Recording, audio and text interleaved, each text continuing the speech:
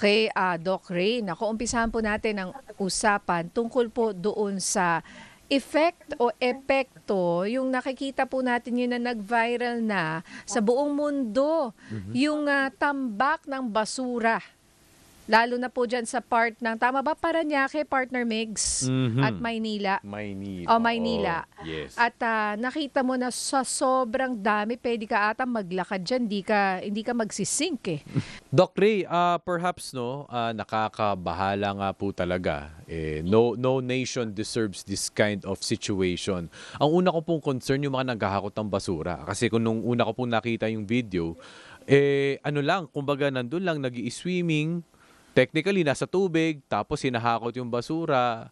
When you talk about health effects, meron po ba yun, especially Ay sa ating mga magigiting? napakarami po, Opo. napakarami po. For those individuals po na kumukuha ng basura, siyempre po puwedeng malulu nila yung tubig, punong-puno po yan ng kontaminasyon, punong-puno po yan ng mga bakterya, puwede po yan magkaroon ng, pasintabi po sa kumakain po 'no. Siyempre LBM, diarrhea po, puwede po na makuha po yung mga waterborne diseases na tinatawag po natin na mga dysenteria, typhoid, cholera eltor, amoebiasis po, parasito, marami po silang puwedeng makuha, not to mention also yung mga hadhad, yung po mga fungal infection na puwede po nilang makuha dahil sa maruming tubig po na nandiyan po sa paligid na 'yan.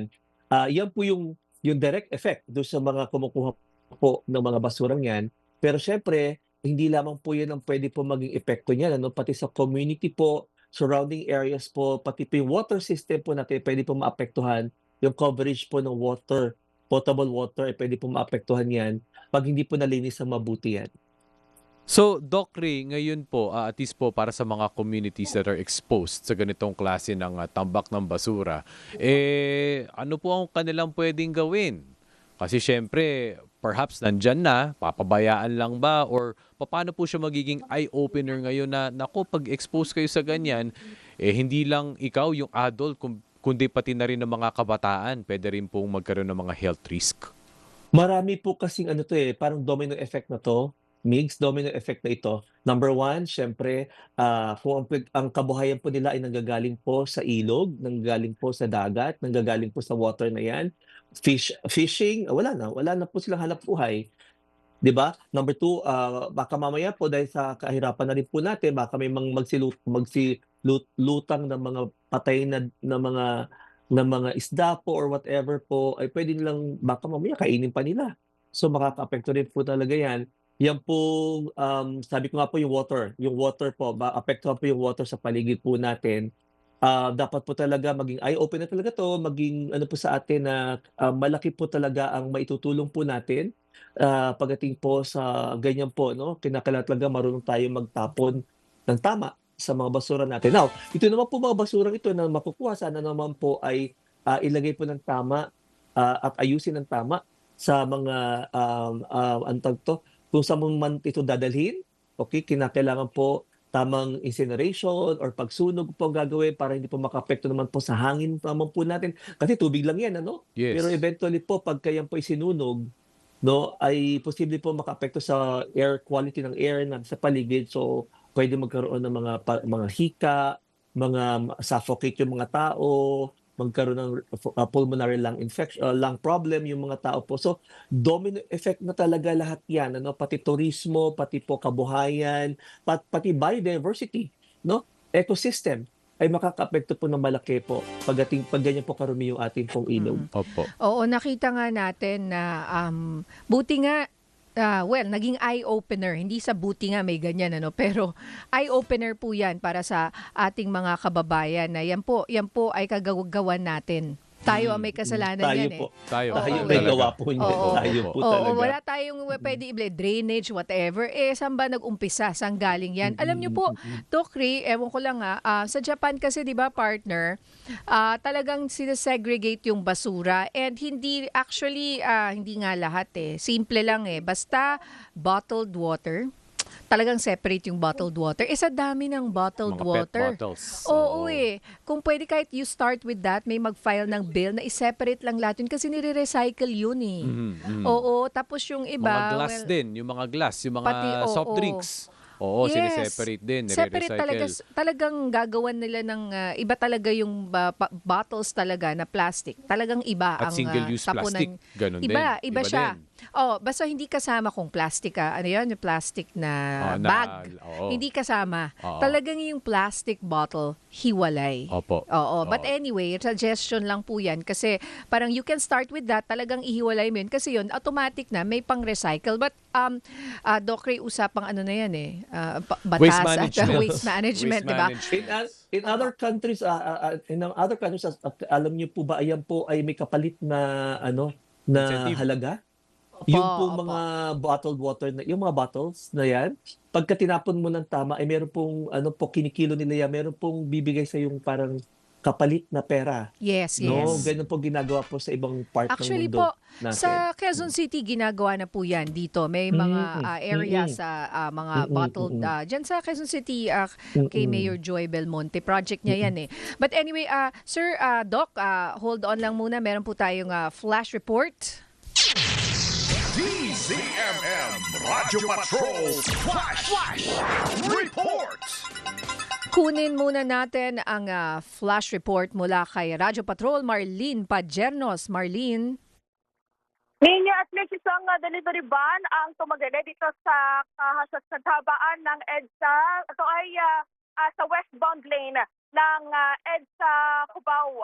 Batay doon sa ating mga nakausap na mga otoridad at mismong driver nitong insidenteng ito, buwabagta sila dito sa northbound lane ng EDSA at palipokotungong Maynila nang bigla daw tumagilid yung kanilang dinadrive na truck sa hindi pa malamang dahilan. Hindi rin masabi kung may kaugnayan sa panahon yung aksidenteng ito dahil katamtaman lamang yung pag-ulan na naranasan. Dito, katabi ko yung driver.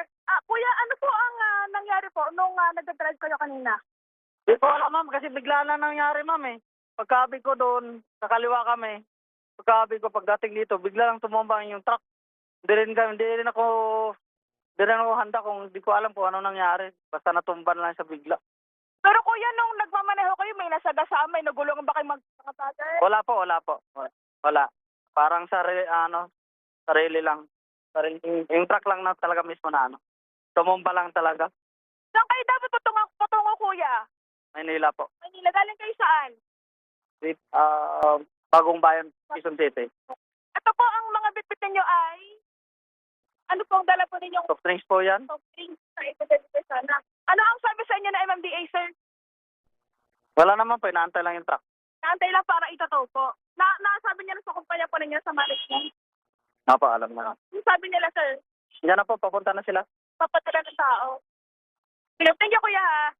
Hindi wala namang nasaktan dito sa aksidenteng ito. Pero patuloy yung ginagawang pag-manage ng mga tauhan ng MMDA at saka ng traffic sector ng QCLGU para doon sa mga sasakyan na patuloy bumabagtas sa kalsadang ito. Isang linya lamang yung okupado at dumating na rin yung towing truck na gagamitan ng MMDA para hatakin itong delivery van na tumagili dito sa EDSA.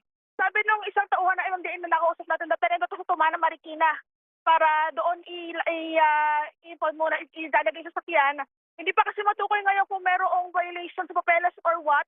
Pero sa initial na informasyon, wala naman nasaktan. At parating na nga yung contingent ng delivery delivery driver na itong delivery van na ito. Alright. Okay, so saan specific uli yan? Kasi I'm sure traffic ngayon dyan sa bandang part na yan sa EDSA. Dito linya, nandito ako ngayon sa intersection ng EDSA Cubao. Bale, ang apektadong linya ay yung westbound lane. Yung particularly patungong Manila. Bale, sa ngayon, medyo tuloy-tuloy naman yung dali ng trapiko. Hindi naman naparalisa dahil isang portion lang o isang linya lang yung apektado na itong tumagilid ng delivery truck.